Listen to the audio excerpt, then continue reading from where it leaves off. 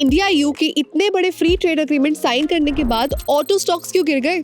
I think ये angle आपसे miss हो गया होगा। इंडिया और ईयू का फ्री ट्रेड एग्रीमेंट सालों की नेगोशिएशंस के बाद कंप्लीट हुआ है। ईयू ने अग्री किया है कि 99% से ज्यादा इंडियन एक्सपोर्ट्स पे टैरिफ रिमूव या रिड्यूस किए जाएंगे। मतलब मोस्ट इंडियन गुड्स यूरोप जाते वक्त या तो जीरो ड्यूटी पे या वेरी लो ड्यूटी पे जाएंगे।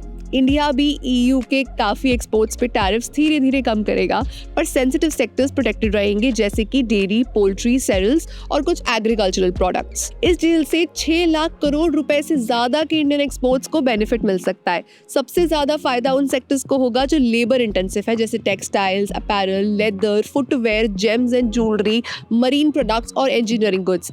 ये सेक्टर्स इंडिया में काफी एम्प्लॉयमेंट जनरेट करते हैं।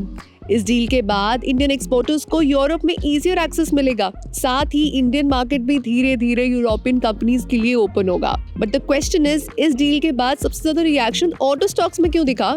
महिंद्रा एंड महिंद्रा जैसे स्टॉक्स गिरे और निफ्टी ऑटो इंडेक्स भी प्रेशर में आ गया था कल। इन्वेस्टर्स को डर है कि फ्यूचर में यूरोपियन कार्स पे इंपोर्ट ड्यूटीज कम हो सकती हैं।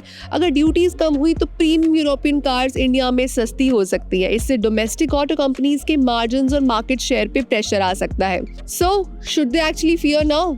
इंडिया ईयू डील के अंडर लोअर इंपोर्ट ड्यूटीज सब कार्स पे अप्लाई नहीं होंगी। ये बेनिफिट सिर्फ उन कार्स को मिलेगा जिनकी लैंडेड वैल्यू यानी CIF $15,000 यानी 13.5 लाख रुपए के ऊपर है। ये थ्रेशोल्ड का क्लियर पर्पस है मास मार्केट और बजट कार सेगमेंट्स को प्रोटेक्ट करना। मतलब entry level cars, compact cars और मिडिल क्लास फोकस्ड मॉडल्स इस डील से इम्पैक्ट नहीं होंगे। तो कौन सी कार्स है जिनको फायदा मिलेगा? Premium sedans, luxury SUVs, performance cars, super cars और अल्ट्रा लग्जरी मॉडल्स। ये वो सेगमेंट है जहां यूरोपियन ब्रांड्स ऑलरेडी डोमिनेट करते हैं। पहले यूरोपियन कार्स पे इंपोर्ट ड्यूटी ऑलमोस्ट 110% थी। डील के अंडर 2026 से ही ड्यूटी 40% तक रिड्यूस की जा सकती है। Mass market Indian auto companies अभी भी लार्जली प्रोटेक्टेड है। प्रेशर ज्यादातर प्रीमियम और हायर एंड सेगमेंट्स में हो सकता है। ऑटो कंपोनेंट एक्सपोर्टर्स और global facing companies long term में बेनिफिट भी ले सकते हैं। इसलिए जो मार्केट रिएक्शन हम देख रहे हैं वो ज्यादातर फियर बेस्ड है, ना कि confirm damage based.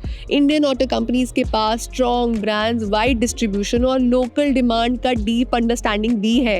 Mass market और SUV सेगमेंट्स में डोमेस्टिक प्लेयर्स अभी भी काफी स्ट्रॉन्ग है। लॉन्ग टर्म में ग्लोबल कंपटीशन कंपनीज को बेटर क्वालिटी, टेक्नोलॉजी और एफिशिएंसी की तरफ पुश करता है। कुछ सेक्टर्स में शॉर्ट टर्म वॉलेटिलिटी आ सकती है, बट ये एक लॉन्ग टर्म स्ट्रक्चरल चेंज है। तो ओवरऑल डील इंडिया की ग्लोबल ट्रेड पोजीशन को स्ट्रॉन्ग बनाता है। Investment in the securities market is subject to market risks. Read all the related documents carefully before investing.